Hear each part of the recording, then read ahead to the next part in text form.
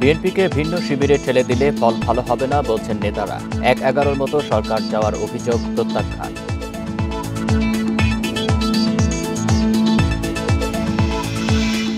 Elephant রোডে ব্যবসায়ীর ওপর হামলার আসামি ছাত্রদল নেতা মিঠুনকে থানা থেকে ছিনিয়ে নেওয়ার চেষ্টা, ৫ পুলিশ আহত।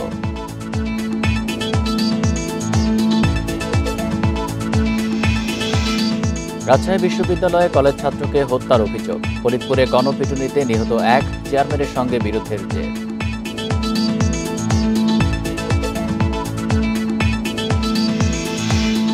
দশম গ্রেডের বেতনের দাবিতে শাহবাগে প্রাথমিক বিদ্যালয়ের শিক্ষকদের অবস্থান, দাবি না মানলে কঠোর কর্মসূচির হুঁশিয়ারি।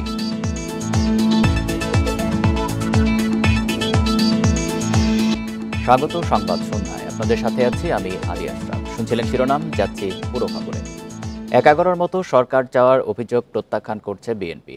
দলটির সিনিয়র নেতারা বলছেন, ওই সময়ের সবচেয়ে বড় ভুক্তভোগী তাদের দল। আর এমন অপপ্রচার বিএনপিকে ভিন্ন শিবিরে ঠেলে দিয়ে ফায়দা হাসিলের চেষ্টা দাবি করে। এর ফল ভালো হবে না বলেও সতর্ক করেন নেতারা। বিএনপি প্রতিষ্ঠাতা ও প্রয়াত রাষ্ট্রপতি জিয়াউর রহমানের ছোট ছেলে আরাফাত রহমান কোকোর মৃত্যুবার্ষিকী শুক্রবার। দিনটিতে সকালে বনানী কবরস্থানে শ্রদ্ধা জানাতে আসেন বিএনপি নেতা রুহুল কবির রিজভী। এ সময় সাংবাদিকদের তিনি বলেন, সরকারের ভেতর থেকে কেউ কেউ রাজনৈতিক দল গঠনের চিন্তা করছেন। অনন্তকাল সংস্কার চলবে, নির্বাচন হবে না, এমনটি হতে পারে না উল্লেখ করে অন্তর্বর্তী সরকারের সমালোচনা সহ্য করার মন মানসিকতা থাকতে হবে বলেও মন্তব্য তার। সরকারের ভেতর থেকে কেউ কেউ রাজনৈতিক দল গঠন করার চেষ্টা করছে, তাহলে তো সরকারের নিরপেক্ষতা নিয়ে জনগণ প্রশ্ন করতেই পারে, মানুষ প্রশ্ন করতেই পারে। অন্যান্য রাজনৈতিক দল যারা গণতন্ত্রের জন্য আন্দোলন করেছে তারা মনে করবে অন্তর্বর্তীকালীন সরকার কোনো ধরনের একটা মাস্টার প্ল্যানের মধ্যে অন্তর্ভুক্ত রয়েছে।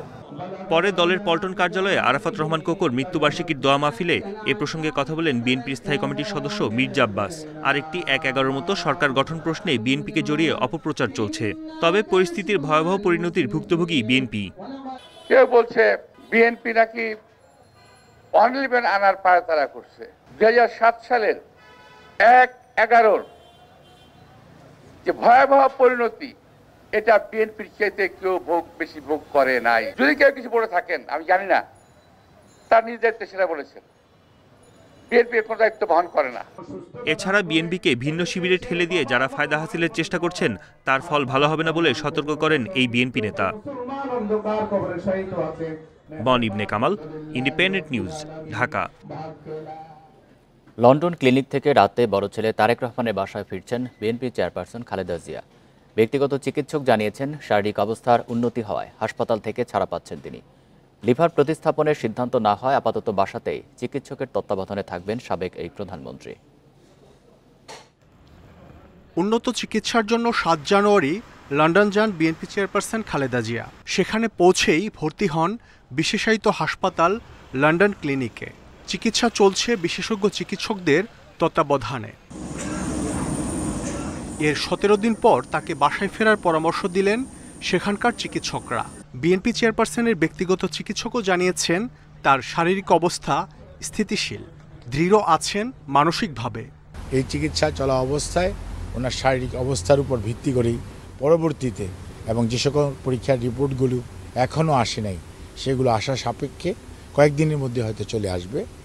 কয়েকটা এখান থেকে বাইরেও পাঠানো হয়েছে, কাজেই সেগুলো সব নিয়ে পরবর্তীতে সিদ্ধান্ত গৃহীত হবে।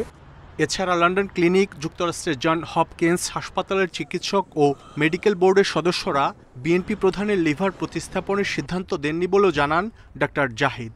ট্রান্সপ্লান্ট করার বিষয়টার ব্যাপারে এখনও সিদ্ধান্তে আসা যায়নি, কারণ মনে রাখতে হবে, আমি কয়েকদিন আগেও এখানেও বলেছি, ওনার বয়সটা একটা বিবেচ্য বিষয়। এসব কারণে মেডিকেল বোর্ডের তত্ত্বাবধানে আপাতত বড় ছেলে তারেক রহমানের বাসাতেই চলবে খালেদা জিয়ার চিকিৎসা। দেশবাসীর কাছে তো একটাই বলবো, উনি দেশের নেত্রী, কাজেই দেশবাসীর কাছে অনুরোধ জানাবো সন্তান হিসেবে ওনার জন্য দোয়া করার জন্য। মাহমুদ শরীফ, ইন্ডিপেন্ডেন্ট নিউজ। রাজধানীর এলিফ্যান্ট রোডের মাল্টিপ্লান সেন্টারে ব্যবসায়ীর উপর হামলার আসামি ছাত্রদলের যুগ্ম সাধারণ সম্পাদক মিঠুনকে ছিনিয়ে নেওয়ার চেষ্টা করেছে দুর্বৃত্তরা। এই ঘটনায় নিউ মার্কেট জোনের এসি সহ ৫ পুলিশ আহত হয়েছেন। বৃহস্পতিবার আসামে মিঠুনকে গ্রেপ্তার করে পুলিশ। পরে আজ ভোরে থানায় আনা হলে মিঠুনকে ছিনিয়ে নিতে তার সমর্থকেরা পুলিশের ওপর হামলা চালায়। এতে পুলিশে নিউ মার্কেট জোনের এসি সহ 5 পুলিশ আহত হন। গত 10 জানুয়ারি রাজধানীর এলিফ্যান্ট রোডে মাল্টিপ্ল্যান সেন্টারের সামনে মাল্টিপ্ল্যান দোকান মালিক সমিতির জ্যেষ্ঠ যুগ্ম সাধারণ সম্পাদক এহতেশামুল হককে কুপিয়ে আহত করে দুর্বৃত্তরা। এই ঘটনায় সন্ত্রাসী গোষ্ঠী ইমন গ্রুপের বিরুদ্ধে অভিযোগ এনে নিউ মার্কেট থানায় মামলা করেন সমিতির জ্যেষ্ঠ যুগ্ম সাধারণ সম্পাদক ওয়াহিদুল হাসান।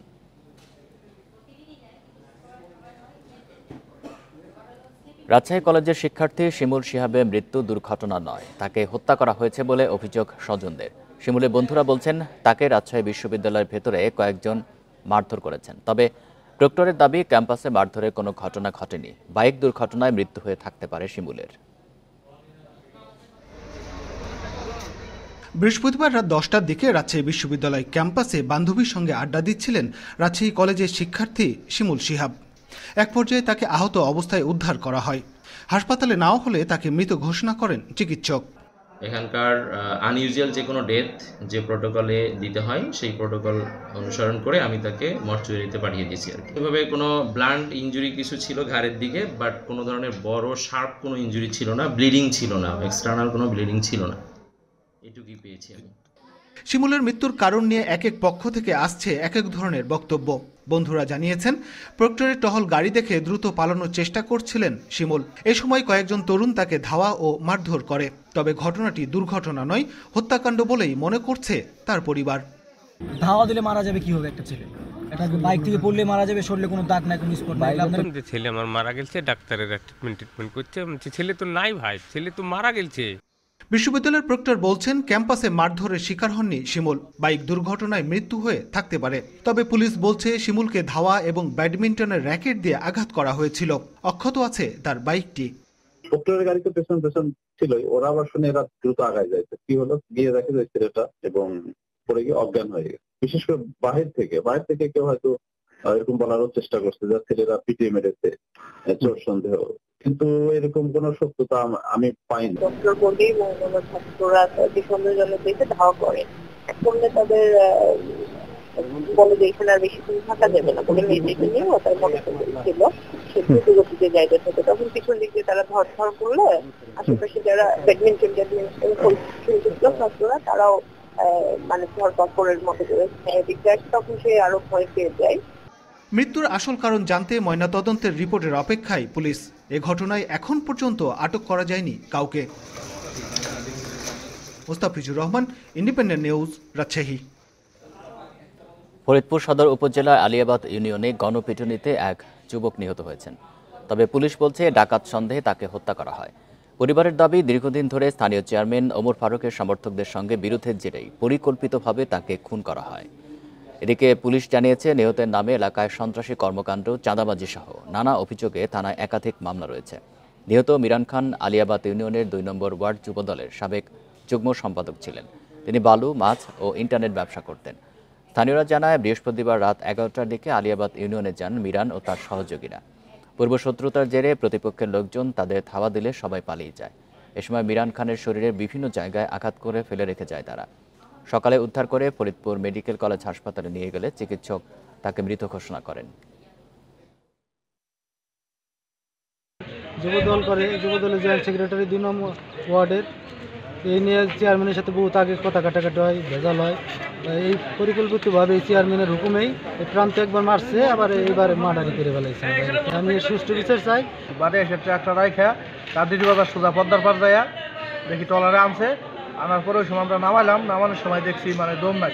তার সাথে আরও কিছু সহযোগী লোকজন নিয়ে হানা দিছিল হচ্ছে ওই গুচ্ছ গ্রামে। তখন গুচ্ছ গ্রামের লোকজন, আশেপাশের লোকজন মাইকিং করে চোর বা ডাকাত সন্দেহে তাদেরকে ধাওয়া করে।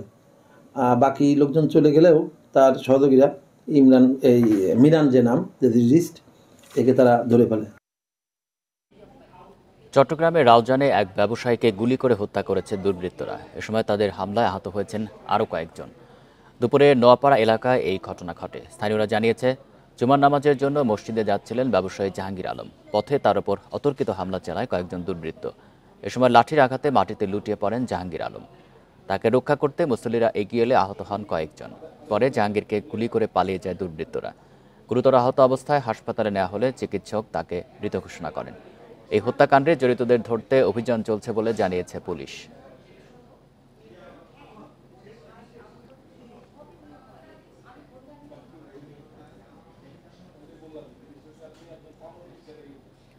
পুরান ঢাকার বিভিন্ন কারখানায় আগুন দেয়া হচ্ছে টাকার বিনিময়ে। টার্গেট করা হচ্ছে ছোট কারখানাকে। এমন দুটি ঘটনার ফুটেজ দেখে এক নারীকে গ্রেপ্তার করেছে বংশাল থানা। এ কাজে জড়িত একটি চক্র মাত্র 10,000 টাকায় বাস্তবায়ন করছে পরিকল্পনা। পুলিশের ধারণা, অস্থিরতা তৈরির উদ্দেশ্যে এভাবে আগুন লাগানো হচ্ছে। সিসিটিভি ক্যামেরার এই ফুটেজ গেল বুধবারের। পুরনো ঢাকার কয়েকটুলির বিকে লেইনে এই জুতোর কারখানায় আগুন দিতে দেখা যায় এই নারীকে। শ্রমিকের বেশে কারখানায় ঢুকে কয়েক জায়গায় আগুন লাগান তিনি। কাছাকাছি সময় আরও একটি জুতার কারখানায় আগুন দেন আসমা বেগম নামের এই নারী। বোরকা আর মাথায় ওড়না পেঁচিয়ে নিজের পরিচয় ঢাকেন আসমা। কাজ শেষে দ্রুতই সটকে পড়েন।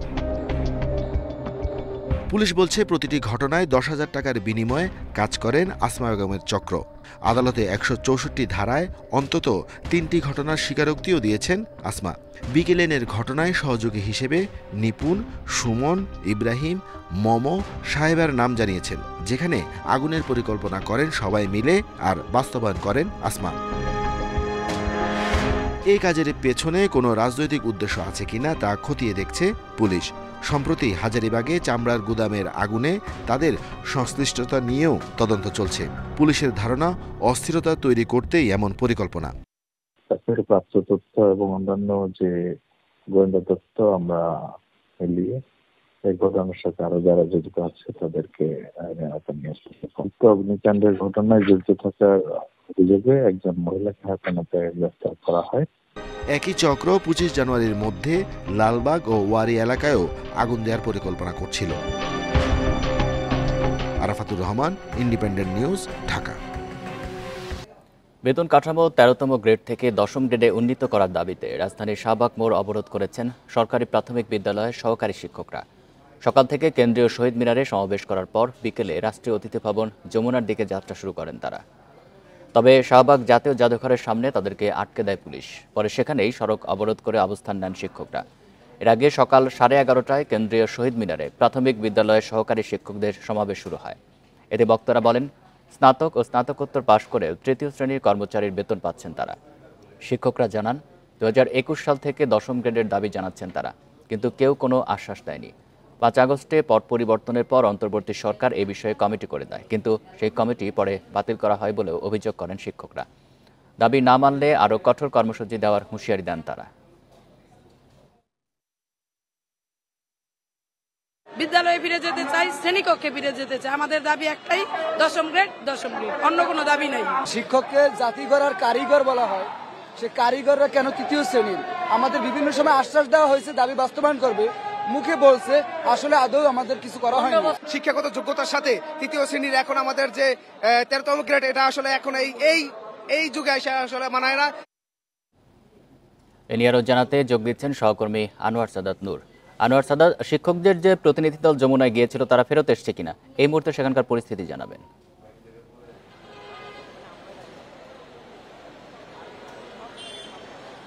বিকেল 4টার সময় শিক্ষকরা যে পদযাত্রা নিয়ে যমুনা অভিমুখে রওনা হয়েছিল, যে তারা তাদের দাবি সম্বলিত একটি স্মারকলিপি প্রধান উপদেষ্টার প্রতিনিধির কাছে জমা দেবে এরকমটা ভেবে সেই পদযাত্রাটা কিন্তু এই যে শাহবাগ মোড় জাতীয় জাদুঘরের সামনে সেই 4টা নাগাদ পুলিশ আটকে দেয়। পুলিশের দাবি যে বিশৃঙ্খলা এড়াতে রাস্তায় যেন নতুন করে যানজট তৈরি না হয়, তার জন্য তারা এখানে তাদেরকে আটকে দেয়। যার ফলশ্রুতিতে কিন্তু শিক্ষকরা তাদের যে দাবি 10ম গ্রেডে উন্নীত করার, সেই দাবির পরিপ্রেক্ষিতে বা দাবি আদায়ের জন্য তারা এই যে শাহবাগ থেকে টিএসসি এই রাস্তাটি অবরোধ করে সড়কেই বসে পড়েন। তারা বলছেন যে যতক্ষণ পর্যন্ত তাদের দাবি আদায় না হবে তারা রাজপথ ছাড়বেন না। এরকম বাকবিতণ্ডার মধ্যে শিক্ষকদের পক্ষ থেকে 10 সদস্যের একটি প্রতিনিধি দল তৈরি করে তাদেরকে শাহবাগ পুলিশের মধ্যস্থতায় যমুনায় নিয়ে যাওয়ার হয়, যে তারা সেখানে আলোচনা করে তারপরে মানে যে সিদ্ধান্ত হবে তার আলোকে তারা পরবর্তী কর্মসূচি গ্রহণ করবেন, এমনটাই কথা ছিল।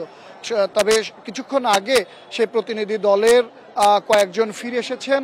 সেই প্রতিনিধি দল মানে 10ম গ্রেড বাস্তবায়নকারী কমিটির যে সমন্বয়ক মাহবুবুর রহমান, তিনি ফিরে এসে আমাদেরকে জানিয়েছেন যে আসলে তাদের সাথে প্রহসন হয়েছে, যে প্রতিনিধি দল নিয়ে যাওয়ার কথা বা দাবি জানানোর কথা বলা হয়েছিল, তাদের সাথে সেটি প্রহসন হয়েছে। কেননা তাদের দাবি ছিল যে তারা যমুনায় যাবেন, এবং সেখানে প্রধান উপদেষ্টার এপিএস এর কাছে তারা স্মারকলিপি জমা দেবেন, কিন্তু তাদেরকে তাদের না জানিয়ে নিয়ে যাওয়া হয়েছে তেজগাঁওয়ে প্রধান উপদেষ্টার কার্যালয়ে। সেখানে এপিএস এর উপস্থিত থাকার কথা থাকলেও কিন্তু সেই মুহূর্তে তিনি উপস্থিত হননি। এক পর্যায়ে তাদেরকে অনুরোধ করা হয় যে প্রধান উপদেষ্টার পত্র গ্রহণকারী তার কাছে এই পত্রটি জমা দিতে, কিন্তু তারা সেটি অস্বীকার করে ফিরে এসেছেন এবং তারা বলছেন যে তাদের যে দাবি আদায় না হওয়া পর্যন্ত সেই আন্দোলন চলবে, তারা রাজপথ ছাড়বেন না। এদিকে তাদের এমন সিদ্ধান্তের পরিপ্রেক্ষিতে কিন্তু আইনশৃঙ্খলা বাহিনীর সদস্যদেরকে দেখছি যে তারা আরও তৎপর হয়ে উঠেছেন এবং সে ব্যারিকেডটি আরও মজবুত করেছেন। তারা বলছেন যে কোনোভাবেই যেন শাহবাগ এলাকা থেকে মানে এর বাইরে যেতে না পারে এই মিছিলটি বা পদযাত্রাটি, তারা সে ব্যাপারে তৎপর আছেন এবং যে কোনো ধরনের বিশৃঙ্খলা এড়াতে তারা প্রস্তুত। তারা বারবার করে বিক্ষোভকারীদেরকে অনুরোধও জানাচ্ছেন যে তাদেরকে ভিড় এড়িয়ে রাস্তা ছেড়ে দিতে, যেন এই এলাকার যান চলাচল স্বাভাবিক হয়। তবে এখন পর্যন্ত রাজপথে অবস্থান করছেন বিক্ষোভকারী শিক্ষকরা। তারা জানাচ্ছেন যে তাদের আশ্বাস দেওয়া না হলে তারা রাজপথ ছাড়বেন না, তারা রাজপথে থেকে তাদের দাবি আদায় পর্যন্ত সংগ্রাম চালিয়ে যাবেন। শাহবাগ থেকে জানাচ্ছেন সহকর্মী আনোয়ার সাদাত নূর। বহুদলীয় গণতন্ত্রের মধ্য দিয়ে ভবিষ্যতে রাজনীতিতে যেতে হবে, আর একদলীয় সংবিধানে বহুদলীয় গণতন্ত্র অসম্ভব বলে মন্তব্য করেছেন জাতীয় নাগরিক কমিটির আহ্বায়ক নাসির উদ্দিন পাটোয়ারি। রাজধানীর শাহবাগে March for unity and justice সমাবেশে যোগ দিয়ে এই মন্তব্য করেন তিনি। বলেন, এমন একটি সংবিধান করতে হবে যেখানে আর কোনো ফ্যাসিস্ট মাথা তুলে দাঁড়াতে পারবে না। সমন্বয়ক আসাদ বিন রনি বলেন, জুলাই বিপ্লবে যারা গণহত্যা চালিয়েছে তাদের বিচার করতে হবে, তবে যারা তাদের আশ্রয় দেবে তাদেরও ছাত্র জনতা বিচারের মুখোমুখি করবে।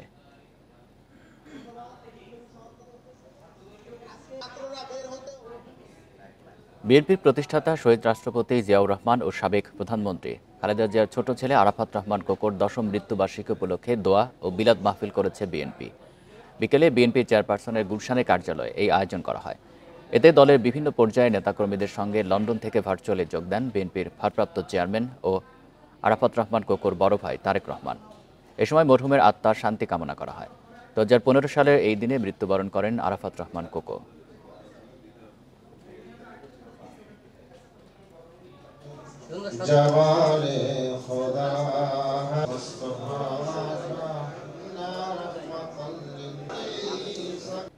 কক্সবাজারের টেকনাফে পাহাড়ে অভিযান চালিয়ে মুক্তিপণের জন্য আটকে রাখা 15 জনকে উদ্ধার করেছে পুলিশ। এ সময় 2 অপহরণকারীকেও গ্রেপ্তার করা হয়েছে। দুপুরে বাহারছড়া ইউনিয়নের 8 নম্বর ওয়ার্ডের মধ্যম কচ্ছপিয়া এলাকা থেকে জিম্মিদের উদ্ধার করা হয়। টেকনাফ থানার ভারপ্রাপ্ত কর্মকর্তা গিয়াসউদ্দিন জানিয়েছেন, পাচারের উদ্দেশ্যে পাহাড়ের একটি ঘরে কয়েকজনকে আটকে রাখা হয়েছে এমন খবর পেয়ে অভিযান চালায় পুলিশ। পরে সেখান থেকে 15 জনকে উদ্ধার করা হয়। তাদের মধ্যে 10 জন রোহিঙ্গা ও 5 জন টেকনাফের বাসিন্দা। ঘটনাস্থল থেকে 2 অপহরণকারীকে আটক করা হয়েছে। উদ্ধার করা ব্যক্তিদের পরিবারের কাছে মুক্তিপণ চাওয়া হয়েছিল বলে জানিয়েছে পুলিশ।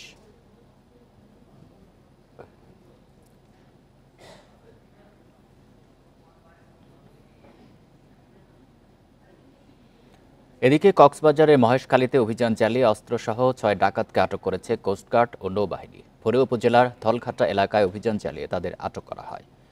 সকালে চট্টগ্রাম কোস্টগার্ড কার্যালয়ে সংবাদ সম্মেলনে জানানো হয়, মহেশখালী এলাকায় দীর্ঘদিন ধরে কলিমুল্লাহ বাহিনীর সদস্যরা ডাকাতি, চাঁদাবাজি, জমি দখল সহ নানা অপকর্ম চালিয়ে আসছিল। স্থানীয়দের কাছ থেকে অভিযোগ পেয়ে শুক্রবার ভোরে মহেশখালীর ধলঘাটা এলাকায় অভিযান চালান কোস্টগার্ড ও নৌবাহিনীর সদস্যরা। এ সময় 6 ডাকাতকে আটক করা হয়। উদ্ধার করা হয় আগ্নেয়াস্ত্র ও নগদ টাকা।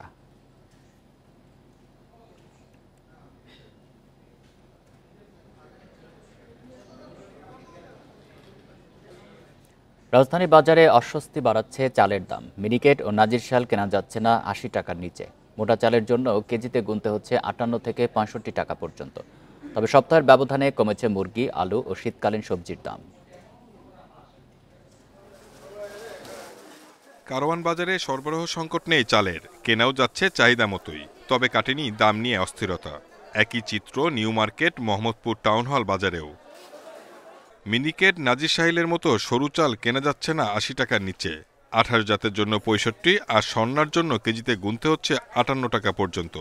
এর কারণ হিসেবে কর্পোরেট প্রতিষ্ঠানগুলোকে দায়ী করছেন বিক্রেতারা। তবে ভোক্তার অভিযোগ, কার্যকরী তদারকি না থাকাতেই এ অবস্থা। এখন অগ্রহায়ণ, পুষ, মাঘ মাসে এই সিজনে তো গ্রামের বাড়িতে ধান নতুন লাগে, নতুন চাল আসে, চালের দাম কম থাকে, কিন্তু ঢাকা শহরে তো চালের দাম যেরকম ছিল এরকমই, কমে নেই।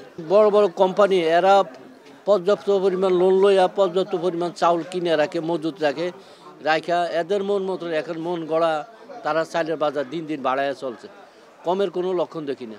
তবে সরবরাহ বাড়ায় দাম কমেছে আলুর। গত সপ্তাহে 30 টাকা কেজিতে বিক্রি হলেও এখন মিলছে 25 টাকায়।